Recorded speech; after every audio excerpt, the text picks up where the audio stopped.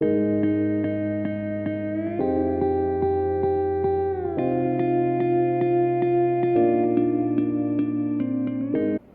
friends, it's Valerie. Welcome back to another week's What's for Dinner.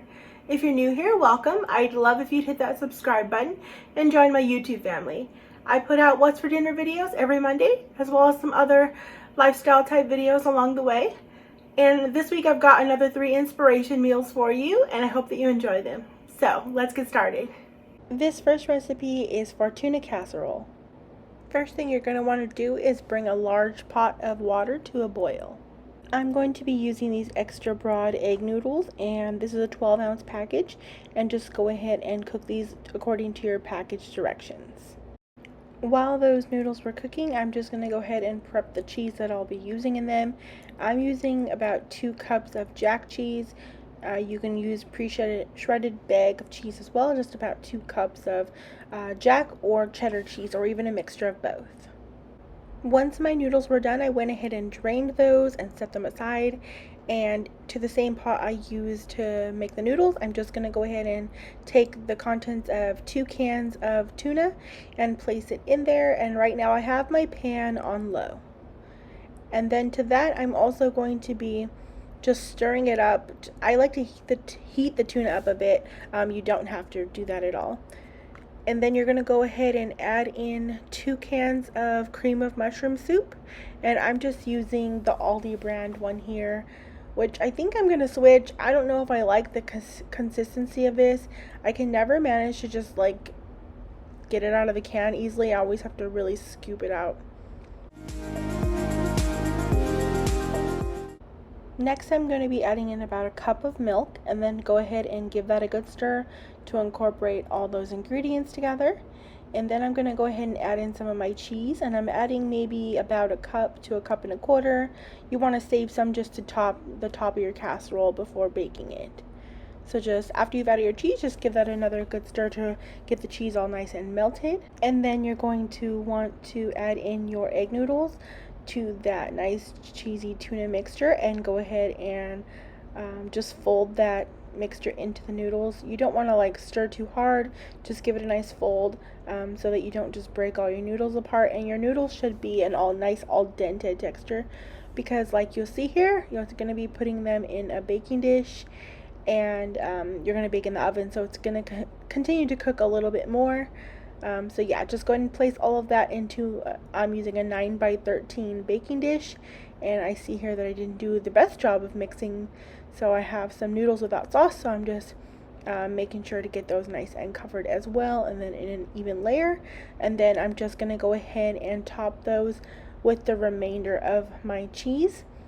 And I've actually seen people before make their tuna casserole with the Ritz crackers, so you'll see me doing that. I'm not adding any specific amount, just a little bit. So just go ahead and use whatever amount looks good to you. I actually never make tuna casserole in the oven. My family has always just made it in the pot. So all the steps prior to this, just minus this oven part. And it actually tastes just the same. I didn't notice much of a difference at all. So I think next time I'll just omit these extra steps. I don't really feel like I needed the Ritz cracker part of it, but here it is for you guys. Wanted to give that just a try this time. And I went ahead and baked that at 350 degrees for 20 minutes. And for sides, I just made some peas and some mixed vegetables. I prefer peas, and my boyfriend likes mixed vegetables, so that's why I do them separate instead of mixing them in. And there are those roasted carrots that I've made a million times, but this was delicious. We always love this. I hope you enjoy. This next meal is Mongolian chicken with veggies. To keep this a one-pan meal, I'm going to go ahead and do my vegetables first before my chicken. If you would like to use multiple pans and cook the vegetables in one and the chicken in the other, you can do that at the same time as well. So I'm just cutting up a zucchini into some smaller pieces. I just cut it in half, and then some little wedges there. And then I'm also cutting up some carrot. I think I cut up 2 carrots here into some smaller bite-sized pieces, because I want them to cook around the same level as the zucchini will. Now look at the cause of astound me. Next, I took my large skillet to heat over a medium heat, and I'm adding some oil, about 3 tablespoons worth. And now I'm just going to go ahead and add in those cut up vegetables and just give those a stir in the oil to coat them. And I'm going to just go ahead and let those cook until they're soft and stir them occasionally. And now I'm working on the chicken. I've got 2 chicken breasts here, maybe about 1.25 pounds worth. And I'm just going to go ahead and fillet that down into some nice thin strips of chicken. You want to make sure you have thin strips for this Mongolian chicken so it can be nice and crispy when you add it to the oil.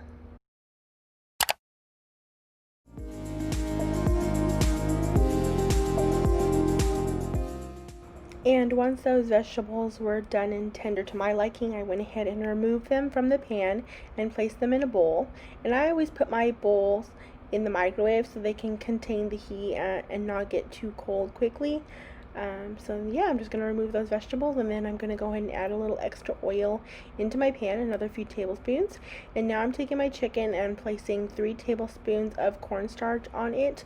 You can do this in a Ziploc bag. I just prefer not to use extra plastic like that, so I am placing them in a glass bowl and just going to go ahead and stir them around in that cornstarch to get them as evenly coated as I can. And then I'm going to go ahead and throw that chicken into my pan with the hot oil over medium-high heat, and I'm going to cook this for about 3 to 4 minutes. And then you'll see me here just breaking up that chicken. So once that 3 to 4 minutes has passed, you'll go ahead and give them a good stir or flip them over. You want the other side to cook for another additional 3 to 4 minutes. So about 6 to 8 minutes total. And you'll see me here taking tongs and flipping some of these pieces that manage to not be getting flipped when I'm stirring it. So you'll see that they're pink on one side, and of course I don't want that. So I'm flipping some of those until they are nice and golden brown like this, and they'll have a nice outer crunch, but they'll be tender on the inside. There'll be a little crunch from that cornstarch.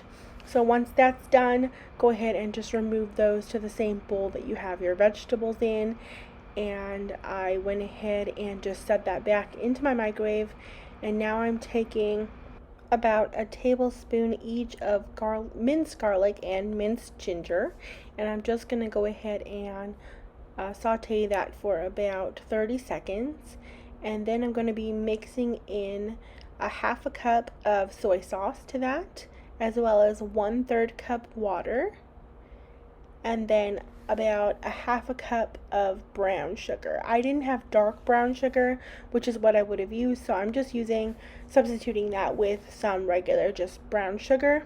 And then you're going to go ahead and give that all a good stir, and then go ahead and bring that to a simmer. And while that's simmering, you'll go ahead and mix together 2 teaspoons of cornstarch with 1 tablespoon of cold water to make a cornstarch slurry. And you're going to go ahead and add that to your sauce and mix it in, and then you're going to go ahead and bring it to a boil for about 30 seconds to a minute until your sauce begins to thicken.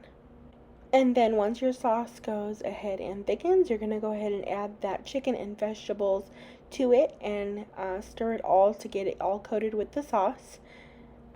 My chicken and vegetables were still warm since I told you I placed them in the microwave. Not on, just in there. It keeps the heat in. If yours are cold or too cool, you can go ahead and bring them back up to heat by leaving the heat on this for a moment. And this was really delicious. We really liked this a lot. That sauce is super good. If you don't like it as sweet, reduce the sugar to 1/4 cup. Last recipe is an Instant Pot Zuppa Toscana inspired soup. I am starting off by cutting up some potatoes, about 5 to 6 medium to large potatoes here. These are just russet potatoes. So I'm just cutting them in half and then in halves again, and going in cutting those into some bite-sized pieces so that they can cook up easily in the Instant Pot. I think this equaled about 2.5 cups once I was done of cut up potatoes. Now I am taking 1 large zucchini, and I'm going to go ahead and cut that in half lengthwise, and then in half again, and then just cut that into some more bite-sized chunks. You're going to also want to dice up a medium onion. I had some already diced up on hand, so that's why you won't see me cutting any up. Next, I'm going to be cutting up 2 carrots here into half lengthwise, and then just cut those into some smaller pieces after that. And at this point, I'm pretty sure you guys are tired of seeing me making all these recipes with carrots, but I have so many right now that I was trying to find some different recipes to use those up in, but with some different variations so that it doesn't all feel the same. Next, I went ahead and turned my Instant Pot to the saute mode and added 1 tablespoon of olive oil. Once that was hot, I went ahead and put my pork sausage in there. It's a 1-pound pork sausage, and I'm just using the Aldi brand one. Then I'm going to go ahead and take my meat tool and go ahead and break that meat up. You're going to go ahead and brown the meat until it's no longer pink, which is about 3 minutes. Sorry for my super wet hands here. I washed them after handling the meat and I did not dry them, and I'm so sorry. It's so obvious in this clip. Now I'm just taking some onions that I had already had diced up, and I'm going to add them to the meat, and you're going to use about a medium onion's worth, and I'm going to go ahead and just stir that in. And then I'm going to go ahead and add some garlic, about 3 cloves, 3 to 4 cloves is what I minced up here. And then I'm going to season that with 1 teaspoon each of oregano and Italian seasoning, as well as some salt and pepper to taste. And then I'm going to take those chopped up vegetables and go ahead and put them on top of this mixture. So the potatoes and the zucchini and carrots. And then you're going to go ahead and add in your broth. I made 6 cups of broth using some vegetable better than bouillon.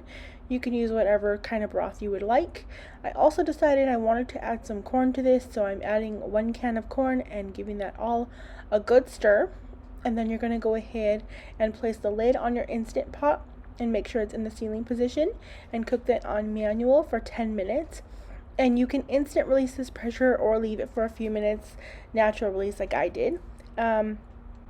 Now I'm adding a half a cup of heavy cream to the soup.